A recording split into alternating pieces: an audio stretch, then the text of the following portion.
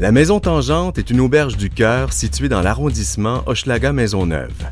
Elle accueille des jeunes en difficulté et sans-abri de 18 à 25 ans. Cet organisme est appuyé par l'Œuvre Léger. Donc, on les accueille chez nous. Ils peuvent habiter à la maison durant une période maximale d'1 an. Quand ils arrivent, on regarde avec eux ce qu'ils ont envie de faire. Le but, c'est, en fin de compte, de faire des choses qui vont les amener à améliorer leur qualité de vie. On encourage énormément le retour aux études parce que souvent, pour nous, ça va passer par là de se trouver un travail qu'on va aimer et donc qu'on va garder et à un meilleur salaire. Il y a aussi des formations au travail, formations en entreprise, d'insertion. Donc, on les héberge, on les nourrit. On regarde avec eux ce qu'ils ont envie de faire. C'est de l'intervention en milieu de vie, en fin de compte. On vit avec eux 24 heures sur 24. On les épaule. On essaie de leur donner confiance. On essaie de leur faire voir ce que nous, on voit à travers nos yeux, tout le potentiel qu'ils ont et de les aider à cheminer à travers tout ça. Moi, j'ai de la difficulté, comment je vous dirais ça, à m'intégrer dans des groupes et tout ça. Puis ça m'a permis de rencontrer des gens.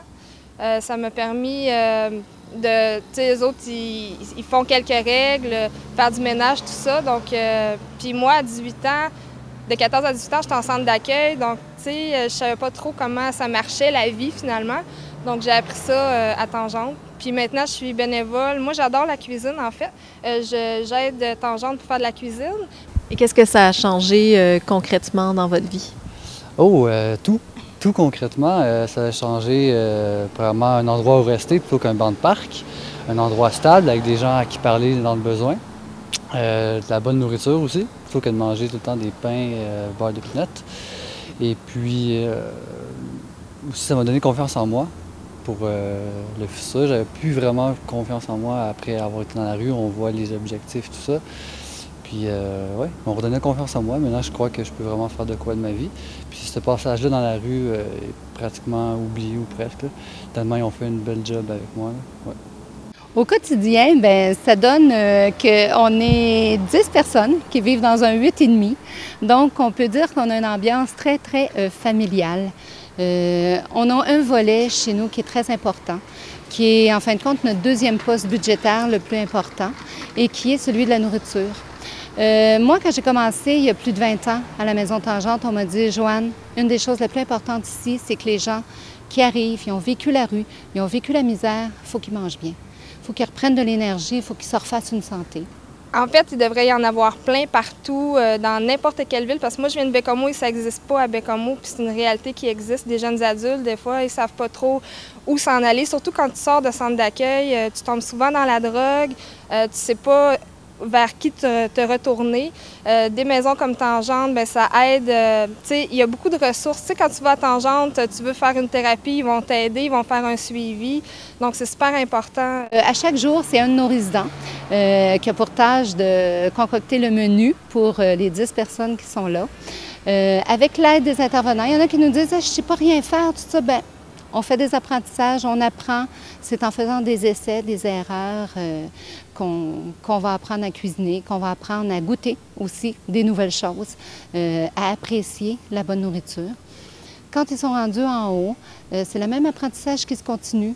Comment on fait une bonne épicerie, comment de faire une épicerie avec des aliments sains et bons, souvent revient beaucoup moins cher que souvent certaines habitudes qu'il y avait de faire leur épicerie au dépanneur ou d'acheter des mets qui sont déjà pré-cuits.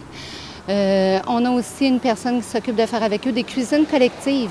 Donc, ils apprennent la joie de cuisiner, en plus d'apprendre des nouvelles recettes, la joie de cuisiner en gros pour pouvoir s'en mettre de côté, puis certains jours, bien, arriver puis dire « Bon, bien, j'ai juste à me mettre quelque chose dans le micro-ondes ou au four, puis j'ai congé de cuisine pour aujourd'hui. » Ça aide non seulement à avoir de la nourriture, mais à comment faire de la nourriture, à cuisiner.